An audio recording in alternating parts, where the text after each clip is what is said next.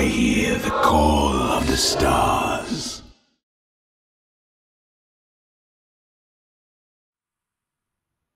G'day everybody, tTWhite-Ra here. Welcome to game number 2 between tTWhite-Ra and Flo. This one is going to be on Shakura's Plateau, and we'll see these guys in cross spots. Of course, we've got Flo up here in the blue there, and it is going to be a long way to walk because tTWhite-Ra is all the way down here in the red down in this side. Flo just expressing her displeasure about the DTs. DT no good, and tTWhite-Ra certainly agrees.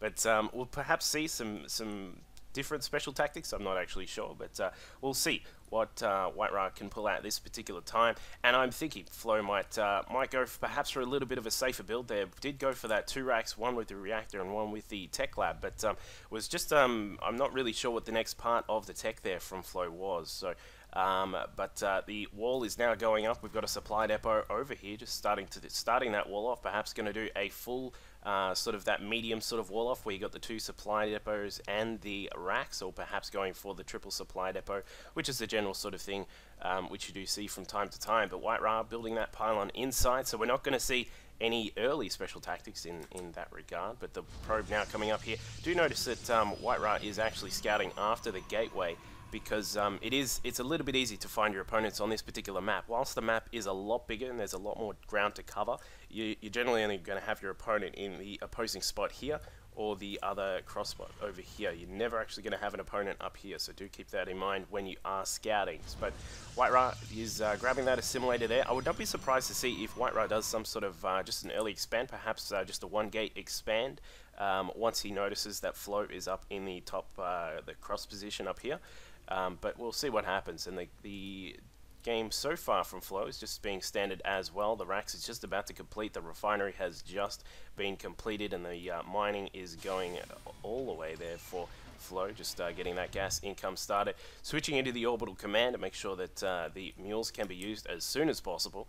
And we'll see what, just for the moment, we'll just be waiting to see what these players actually get into for their tech, of course. And here's that second supply depot at the wall there for Flo, just as a precautionary measure. But if Marine is out, Marine's going to have something to say about this probe being inside the base. What did tTWhite-Ra see inside Flo's base? We'll have a quick look. When we see that tTWhite-Ra did see the orbital command, we saw 1 gas and we saw the 1 rack. So just tTWhite-Ra will be aware that it's probably not going to be something too early in terms of expansion because of that that early gas. Normally when Terrans like to expand early, they actually just leave that first gas and then head out to the natural expansion and plonk down that supply depot. But what has Flo seen in tTWhite-Ra's base? We'll have a quick look here. We've got has seen pretty much the exact same thing. We've got the gateway, the 1 assimilator, and that cybernetics core, which is now spinning away on the warp gate tech. But tTWhite-Ra has now taken that, his second assimilator there is going to get the extra gas income from that one. So we may see some sort of tech straight away from tTWhite-Ra here, getting a second gate just to make sure that he's adequately protected against any early aggression from Flo. But Flo does look to be taking that command center, so it's going to be just I would say, are we doing, no, we're getting the we're just getting a Marauder and a Marine now. There is 1 Marine at the front door already, ready to defend, and then the command center is going to be up. So tTWhite-Ra just sticking with this early pressure with the Zealot and the Stalker, of course. It's always good to put down some pressure on your opponent at the start of the game here. Perhaps going to use this probe to put down a proxy pylon to make sure that some warp-ins can occur here.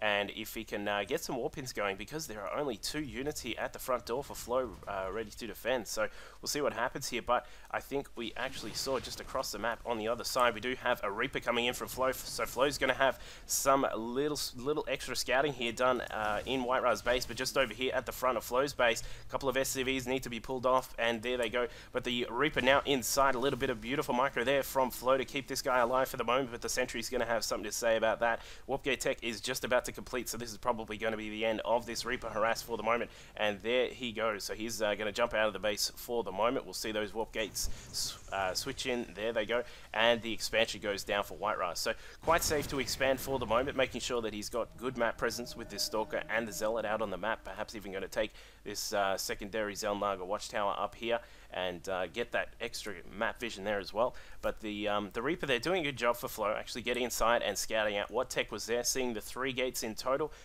Saw that extra assimilator as well, and should be able to predict that it's just going to be a very, very standard for the moment from tTWhite-Ra. So she will be able to actually get this orbital command down to the natural expansion generally quite safely. The one thing you do need to be careful of in this situation is that MC style sentry push, where you get a whole heap of sentries and then push up to the Terran natural expansion, like when there are some bunkers up here, and then just force field the hell out of the back part of the bunkers and then just push straight in. It can be quite hard to defend as a Terran player, but if you have the right combination, it can be done, and if you're very careful with how you position your units, it can be done as well. So we'll see what Flo is going to do about that if that occurs, but the Reaper is now just heading around the map, jumping on top of the cliffs, just doing some sightseeing. Whoa, going a huge jump there just across the edge of those cliffs, but has good positioning here. He's got to be really careful. That Stalker is going to have something to say. Says no sightseeing here, takes out that Reaper, and that is going to be the end of that Reaper's life for the moment. But White-Ra, hello, we've actually got the Templar Archive. So this is a kind of quick Templar Archives. I'm thinking this is going to switch into that 5-gate Templar, sort of Templar or Archon expand, and there's the extra 2 gates. Indeed it is. So we're going to see a little bit of this sort of build is actually doing its getting its turn on the Korean server and even on the NA server. A lot of people have been using this build where you get a pretty quick Templar Archives, get up around about 5 gates and just start heading out with Zealot Archon. And what that does, it gives you some really nice protection against early bio pushes. Of course, you can't really push too hard against a Protoss who's got the massive AoE damage of the, well, it's not massive, but the AoE damage of the Archons, and then of course the Zealots on the ground providing that extra damage that they do as well. But it's very hard to push against a Protoss early when you have that sort of mixture if you're doing a bio ball. So Flo just getting up a standard sort of mixture at the moment here, putting in some units into those bunkers at the front. So as I mentioned before, if White-Ra was doing some sort of 3-gate sort of push, he'd have to be very careful with that. But here comes that extra 5th gate there. Do we see another gate? No, that's a rowboat. So we got a rowboat on the way for the moment. And in terms of tech, we actually have Storm Tech is already done for White-Ra. So he's going to have, he's got, there they are. There are those Templar that I saw earlier. We got 4 Templar in total, providing they've got their Storm all ready to rumble, and they're going to be able to easily dispatch with any bio force that tries to move across the map here from Flo. And we'll see if she is actually going to push across. But tech coming up for Flo here is the +1 to weapons for the infantry forces. We've got a factory just about to crank out a few Hellions, I would assume, or perhaps switch over for the starport so that the starport can get the medevacs. There it is. And the factory now will move across here just to plonk down somewhere else. But what's happening for White-Ra? He's got a little bit of tech happening here, apart from because of the fact that the tech, getting that Templar tech up pretty quickly actually costs a lot of gas. He's had to spend a lot on that, and he's only now just getting charged, getting +1 to armor as well, which is of course probably the best way to do your upgrades as a Protoss against a Terran, getting a 6th gate there, along with a Warp Prism. So we are going to see some Warp Prism tactics here from White-Ra. Meanwhile, Flo just pushing out with a sort of small to maybe medium size little bio force here. We've got some extra forces coming across from the side here as well, and just across to the side on the left hand side of the plateau, we do have this medevac just pushing across here. It was going to drop through the backside here, but I don't think that's going to be the best option here. These Templar can feedback on those as well. And White-Ra, wow, he's just loving these sorts of these Brood War-esque style tactics where you're actually pulling the Templar inside a Warp Prism, as we can see here, and the Warp Prism is going to keep those safe from any EMPs. That's the one big advantage of using a Warp Prism in this particular case, is that you can keep the Templars safe from the EMPs, keep them safe from losing their energy, which is of course a huge part of a PvT battle when you're against a Terran. Ironically, Flo doesn't actually have the Ghost Academy up yet, I don't believe. No, we don't actually have that just yet, but a lot of extra tech is coming up from here from Flo at the current time. We do have a second engineering bay, +1 to armor is just about done for those infantry forces. The armory is going to be on the way, and it looks to be beautifully timed so that Flo can actually continue to get the +2 upgrades up in good time as well. But this medevac still being quite mischievous, just heading around the side of the map here, just coming down across the southern side, and it looks as if we may have a battle in the middle here. Flo just going to be very careful. This this mediocre force of Terran units is going to have nothing on this Protoss force, which is just coming in. The drop occurring down here inside the main of White-Ra, but he's got quite easily enough to actually defend this one. Takes that out quite simply. The Templar was actually warped in there to actually take out the medevac, but down here at the natural, we do have another drop, multi-pronged attacks here from Flo. Beautiful work, bringing in an extra little force here. This is not going to get too much done, but it has caused a little bit of harassment here, which is, of course, always what you want to do, as much as you can to your opponent to keep them on their toes. And White-Ra is certainly on his toes just at the moment. He has deflected both of those attacks, but he did have to pull off his workers off the mineral lines for a little bit of time there. But Flo now doing a nice job in the economy herself, sitting up there at 60 SCVs, currently sitting at around about just under 1,600 mineral income, shooting up now to 1,700. I think there's a mule, there it is. And White-Ra himself is doing quite nicely here, sitting on 62 probes himself, just chronoing them out, I believe. But he is taking a third base as well, which will augment his production of the probes there, and we'll probably see a few of these actually transfer across. There they go. He's not actually transferring too many, but he is actually sending the other Nexi across to that. So he does have good vision at the moment of what Flo is up to.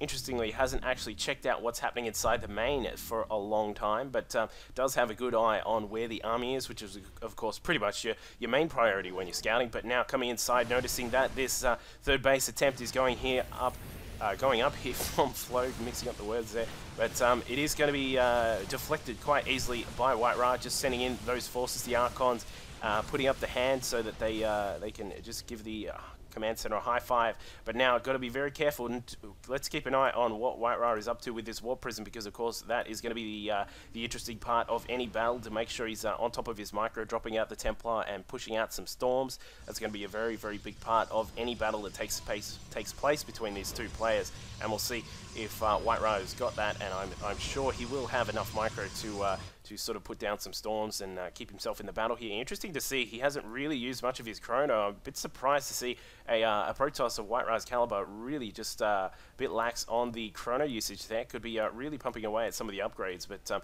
actually for the moment he's not actually getting any upgrades. But either way, that is one thing, of course, if you are an upcoming Protoss player, do try and make sure you're keeping on top of your chrono boost to make sure that you are utilizing them to their full effect, of course, being a very powerful part of the Protoss sort of the economy, and of course in production as well. So Flo just sort of sitting here on the 6 racks in total. Yep, it's 6 in total for the moment, but attempting to head down here to the southern side of the map with a medevac drop, but this has actually been spotted, I believe. White-Ra, he did have an observer just float by and actually perhaps see that this is on the way, but we'll see if White-Ra is prepared. He is indeed. Look at that, dropping out some of those Templar ready to feed back those medevacs, and perhaps going to meet these medevacs down at the southern side. I don't think you can actually drop on this little ridge here. I'm pretty sure you can't. That's a no-go zone, I believe. But both these players have now sort of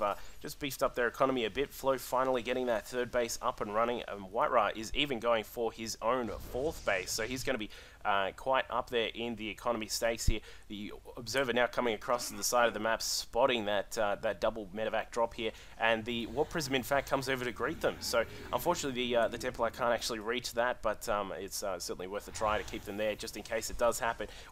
Now even just coming across here, probably looking to try and drop there on the ridge, but it can't be done. But Flo is going to have to be probably going to back off with that force. But now moving into the middle of the map, we have a massive total of units here. We've got 6 Archons in total for White-Ra, and here goes the battle. Let's have a quick look at what we've got here. Both the players engaging in generally okay angles, but White-Ra is obviously going to have a huge supply difference here, with the Zealots doing a lot of damage, the Stalkers sitting off to the back, Archons putting up the hand and giving them the giving those Medevac Marauder and Marine units the facepalm. The Medevac's actually going down straight away there from Flo, but I would say that is going to perhaps turn the tide there, because White-Ra is just going to now stomp through the rest of this base here. Got to be careful with those Archons. Don't want to push in when there are those SCVs just meat shielding there for the rest of the units. But he actually has done a fantastic job there, and I believe we actually had a drop inside the main base of White-Ra, losing some of his probes, and a secondary drop drop occurring just up here at the natural expansion as well. So tTWhite-Ra has lost a little bit of mining time, but I believe he actually moved most of his probes across here to that third base, not to mention the fourth base up here as well. But Flo now in a little bit of a detrimental position here at the moment, currently sitting on a supply of 128 at the moment, tTWhite-Ra on 183, and now more forces warping in here for tTWhite-Ra. He's going to be able to absolutely smash through this this smaller force that Flo has just at the moment, but perhaps Flo can actually just get some more units running here. If we can get some more production going, she'll be way back in this fight here, with the upgrades actually doing quite nicely with the upgrades, currently sitting at 2-2, and if she can get these bunkers up, that would be quite interesting to see if they actually help out in the battle there. Of course, with this we've got this choke point here, and then it opens up into this very wide area here for the Terran army, and if she can split the units nicely, that'd actually really help out with deflecting any attacks that tTWhite-Ra may try and do. But a Zealot has gotten inside the base here, taking out the SCV that was building that, I think that's the 4th command center, yes it is, and now trying to take out some of the extra Terran units that were just running up here to defend. But this is, whoa, hello. We've got 7 Archons in the mix over here, plus the extra 4 that are over here as well. This is going to get quite ugly in just a minute for Flo. I think with all of these units here, they've got +3 to their armor. They've got 1 on shields as well, just to make it worse. And Flo, that guy was a traitor. He's not cool at all. So taking out that Marine there, not really sure what that was about. But Flo is going to need to have really good EMP control, going to need to EMP all of these 60 bajillion Archons that are out. In fact, wow, look at that. We've actually got 4 Warp Prisms out in total for tTWhite-Ra. It's not often that you actually see 4 Warp Prisms. I don't think I've ever actually seen more than 1 Warp Prism in a game. But tTWhite-Ra is going to be wow, he's going to be able to warp in a lot of units even after the battle is done if he just needs to put those prisms into pylon mode, and he'll be able to just drop in all sorts of units here. Taking his 5th base, he's going to use the cover of this attack to get that base up and running, and once he does, he will be in a massively huge lead. Putting down an EMP, beautiful work there from Flo, actually getting that EMP right in the mix there of those units, taking down the energy and the shields of a lot of those units there. The sentries are now quite low, and now Flo pushing in. I'm not sure I'd advise to do this because of the angle, but perhaps she's going to have something to say about it. But dropping in Archons down the back of this force, some storms going down. tTWhite-Ra, there are a couple of Archons left in those prisms. What are you doing? Jump into those bunkers with those Marauders and Marines here, but there is just so much here for Flo to contend with. And now with these prisms dropping in, extra Archons now into the mix, they are just going to absolutely tear through everything. And there's the GG. Fantastic game from tTWhite-Ra. Good defense for a lot of the game there, and some great multi-pronged attacks there from Flo, but just unfortunately the macro of tTWhite-Ra just kicked into overdrive once this 3rd base got up and running, and then of course the 4th base as well, utilizing these this massive gateway count and just the power of those Archons and even the Warp Prisms. Yes, I'm going to say it, the Warp Prisms really helped in the battle there, just dropping in those units behind the Terran forces and then just splattering them from behind. So great game between these 2 players. We'll see tTWhite-Ra progress into the next matchup, and make sure you tune in for some of the other games here at MLG, and we'll see you guys next time. Cheers.